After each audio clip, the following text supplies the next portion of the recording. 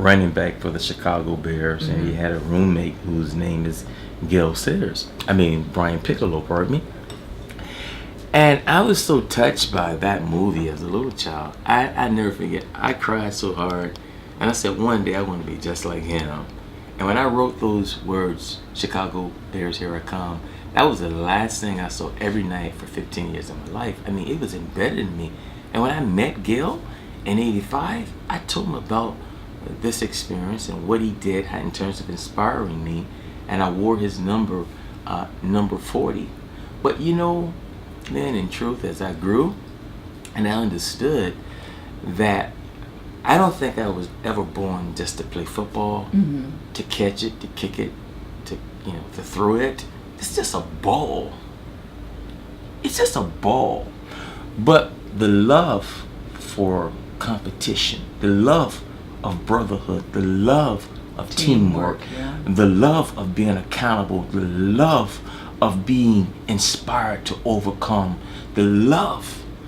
See, the love had to be packaged in something. The package was just football. So when I lost my career and I started to tumble down, I lost focus on what the real it was never football in the beginning. But what's the purpose then? Well, the tools were wrapped up in the game, but I allowed the game to keep the tools. So when the game left, I didn't have vision anymore.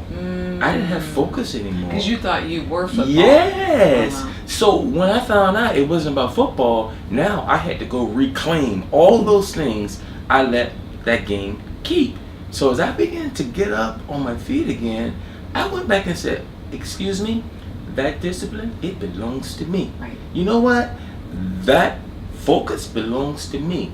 And when I was able to recapture all of the principles that makes us so iconic in terms of the game, I just had to find a new playing field. Well, I think a lot of people can relate to when if you identify with, for example, your career or your job and you're fired, right? Or if you identify with your marriage and you divorce, if you lose your house and say it catches fire, if we get attached to things like attached to I am a football player, I am my wife, I am my house. There's the pain. So you're saying when, like in some of your darkest hours, you lost your career, you lost your friend, go back to what's inside of you that started that love. Because that's it's exactly not right. about, like you said, the package. I like how you worded it. Exactly. So it's the love of the game that made me grow. It made me perfect the game. Perfection has to do with your depth of love. Courage has to do with your love. I see sometimes accidents, and I've seen on TV where a car was burning and maybe a child was still in the car and that mother fought against flames or picked up that car and they said, wow, you are courageous. No, it's your love. So sometimes the love is at the root of every good thing that you do. Because if you didn't love, you wouldn't challenge the flames. If you didn't love, you wouldn't go the extra mile. If you didn't love the subject that you were studying, you wouldn't study 2-3 o'clock in the morning to pass that class. So when you have a love for something, see, life is love, and love is life. And when you love more, you will serve more. You will see things in a different way. And now all that's inside of us. We have it in our ability to do that. And if you love it enough, money will come. The service that you give and the appreciation for the growth of your talent, your experience, it should never be based on money. What you do in life should be based on your purpose, and your purpose is what brings you wealth. And that's when they say, always do what you love, and then the money will come. It will come. I want to go back a little bit to your childhood and I want people to appreciate where you came from. I know a lot of people already know your story, but you grew up, when we say dirt poor, you were dirt poor. I love the scene when you write in the book when your mom was so clever. when she didn't have any conditioner in the house, and you said she went to the kitchen and got last night's dinner, grease from the chicken, and put it in your hair, and you had great hair the next morning. She was genius. So, like, how did that? Somebody might say, "Oh, poor Elgin, he didn't have anything." But how did that quote adversity help motivate you? Because you didn't know better. Oh no, I didn't know any better. I didn't see anything wrong with it. Now you're driving a fancy car, you got fancy glasses. Yes. But how did that get you to where you are today? Oh man, it was the preparation. It was. See, if you can love things that's small, and you can love when you don't have, then it's easy to love when you have things. See, it's for us as a family, we always had a strong spiritual base. We made something out of nothing, and we had so much love in our home. And my father, even though he had his issues like a lot of fathers do, I loved him so much, Lynn. And him and my mom split when I was a little boy, but he never stopped being a dad. And he used to tell me, "Son, I love you so much. You can do anything that you want." And you know what? Those are powerful words from a dad. I happen to believe him. That's the influence that he had on my life, and I never wanted to let him down, my mom down, and for them to see their little boy grow, and win awards and become good at what he did. I can't imagine the joy it must have brought them, but. Yeah, Mama put that chicken grease, and I went to school the next day, and all of the kids in school was sniffing, talking about, "I smell chicken." And did you say anything? No. And you had great But here's the hair. thing about it. I just don't know if somebody else's mama could have put chicken in somebody else's hair too, because we were all poor. Right. We were all poor. Well, if they had thought of it, maybe they would have. And now today, how do you look at conditioner in your products?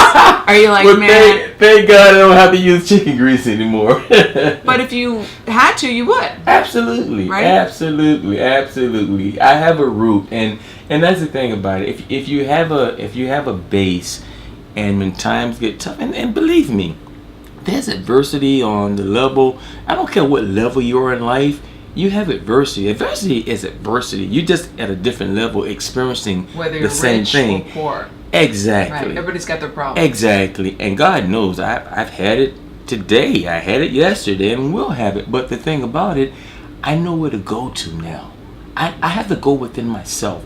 I have to go within the core beliefs. It's like the ABCs of life. In journalism and in writing, there's vowels, there's consonants.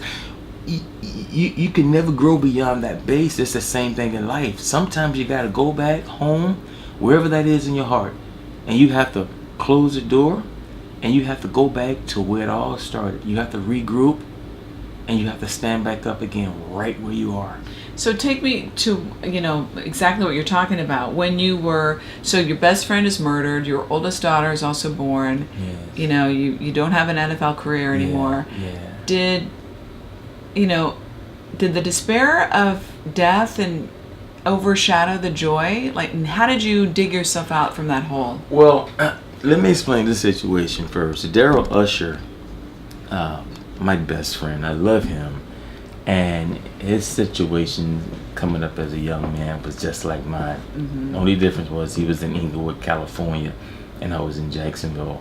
But somehow fate found us at the same place at the same time with the New England Patriots. And that was just my boy. We kicked it.